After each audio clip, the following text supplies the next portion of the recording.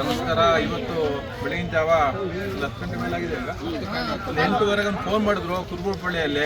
ಹೆಚ್ಚಾಗಿ ವಿಷರಹಿತ ಹಾವಿದು, ಎಬ್ಬ ಹಾವು, rock Python ಅಂತ ಕರೀತಾರೆ. ಹೆಚ್ಚಾಗಿ ಪಶ್ಚಿಮ ಘಟ್ಟದಲ್ಲಿ ನೀರಿನ ವಾತಾವರಣದಲ್ಲಿ ಹೆಚ್ಚಾಗಿ ಕಾಣಿಸ್ಕೊಳ್ತವೆ. ಈ ಮನೆ ಸುತ್ತಮುತ್ತಲು ಬಿಲ, ಪುಟ್ರೆಗಳು, ಕಲ್ಲಿನ ರಾಶಿ, ಹುಲ್ಲಿನ ಬೆಳವಲ್ಲಿ ಯಾಕೆ ಬಂದು ಸೇರ್ತಂದರೆ ಪರಿಸ್ಥಿತಿ ಅದಕ್ಕೂ ಜೀವನದಲ್ಲಿ ಬದುಕುವಂಥ ಅವಕಾಶ ಭಾಳ ಆಸೆ ಇರುತ್ತೆ. ನಮ್ಮ ಕುರುಬುರಪಳ್ಳಿಯ ಹಿಂಭಾಗದಲ್ಲಿ ಹೊಳೆ ಇದೆ, ನಮ್ಮ ಶಿವಮೊಗ್ಗದಲ್ಲಿ. ಹೆಚ್ಚಾಗಿ ನೀರು ತುಂಬ ಆಗಿದೆ. ಎಲ್ಲೋ ಒಂದು ಹಳ್ಳದಲ್ಲೋ ಅಥವಾ ಕಲ್ಲಿನ ಕೊಟ್ಟರೆಲ್ಲೋ ಅಥವಾ ಮರದಲ್ಲಿ ವಾಸ ಮಾಡೋಂಥ ಅವಕಾಶ ಇರುತ್ತೆ. ಹೆಚ್ಚಾಗಿ ಈ ಊರಿನ ಜನ ಎಲ್ಲ ಸಹಕಾರದಿಂದ ಇವತ್ತು ಹಿಡಿಯೋಂಥ ಅವಕಾಶ ಮಾಡ್ಕೊಂಡಿದ್ದಾರೆ. ಒಂದು 8 ಅಡಿ ಇರ್ಬೋದು, 7.5-8 ಅಡಿ ಉದ್ದ ಇರ್ಬೋದು. ಒಂದು ಟೇಪ್ ಇದಿರ್ತಾರೆ, ನೋಡೋಣ. ಅರಣ್ಯಕ್ಕೆ ಒಂದು ಮಾಹಿತಿ ಕೊಟ್ಟು ಥ್ಯಾಂಕ್ ಯು ಹೇಳಿ.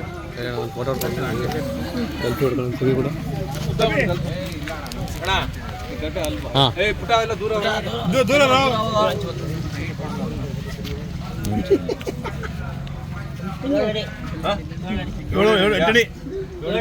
ಪಕ್ಕನಾ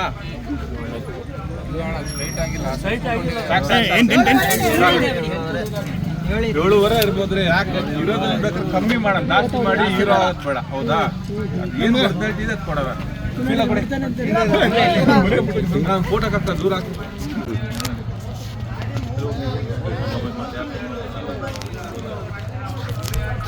ನಮಸ್ಕಾರ. ಇವತ್ತು ಬೆಳಗಿನ ಜಾವ 10 ಗಂಟೆ ಮೇಲಾಗಿದೆ. ಈಗ 8:30 ಫೋನ್ ಮಾಡಿದ್ರು ಕುರುಬುರಪಳ್ಳಿಯಲ್ಲಿ. ಹೆಚ್ಚಾಗಿ ವಿಷರಹಿತ ಹಾವಿದು, ಎಬ್ಬ ಹಾವು, ರಾಕ್ ಪೈಥಾನ್ ಅಂತ ಕರೀತಾರೆ. ಹೆಚ್ಚಾಗಿ ಪಶ್ಚಿಮ ಘಟ್ಟದಲ್ಲಿ ನೀರಿನ ವಾತಾವರಣದಲ್ಲಿ ಹೆಚ್ಚಾಗಿ ಕಾಣಿಸ್ಕೊಳ್ತವೆ. ಈ ಮನೆ ಸುತ್ತಮುತ್ತಲು ಬಿಲ, ಪುಟ್ರೆಗಳು, ಕಲ್ಲಿನ ರಾಶಿ, ಹುಲ್ಲಿನ ಬೆಳವಲ್ಲಿ ಯಾಕೆ ಬಂದು ಸೇರ್ತಂದರೆ ಪರಿಸ್ಥಿತಿ ಅದಕ್ಕೂ ಜೀವನದಲ್ಲಿ ಬದುಕುವಂಥ ಅವಕಾಶ ಭಾಳ ಆಸೆ ಇರುತ್ತೆ. ನಮ್ಮ ಕುರುಬುರಪಳ್ಳಿಯ ಹಿಂಭಾಗದಲ್ಲಿ ಹೊಳೆ ಇದೆ, ನಮ್ಮ ಶಿವಮೊಗ್ಗದಲ್ಲಿ. ಹೆಚ್ಚಾಗಿ ನೀರು ತುಂಬ ಆಗಿದೆ. ಎಲ್ಲೋ ಒಂದು ಹಳ್ಳದಲ್ಲೋ ಅಥವಾ ಕಲ್ಲಿನ ಕೊಟ್ಟರೆಲ್ಲೋ ಅಥವಾ ಮರದಲ್ಲಿ ವಾಸ ಮಾಡೋಂಥ ಅವಕಾಶ ಇರುತ್ತೆ. ಹೆಚ್ಚಾಗಿ ಈ ಊರಿನ ಜನ ಎಲ್ಲ ಸಹಕಾರದಿಂದ ಇವತ್ತು ಹಿಡಿಯೋಂಥ ಅವಕಾಶ ಮಾಡ್ಕೊಂಡಿದ್ದಾರೆ. ಒಂದು 8 ಅಡಿ ಇರ್ಬೋದು, 7.5-8 ಅಡಿ ಉದ್ದ ಇರ್ಬೋದು. ಒಂದು ಟೇಪ್ ಇದಿರ್ತಾರೆ, ನೋಡೋಣ. ಅರಣ್ಯಕ್ಕೆ ಒಂದು ಮಾಹಿತಿ ಕೊಟ್ಟು ಥ್ಯಾಂಕ್ ಯು ಹೇಳಿ.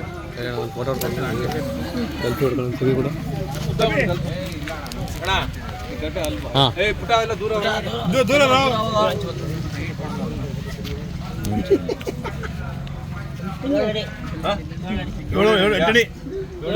ಪಕ್ಕನಾ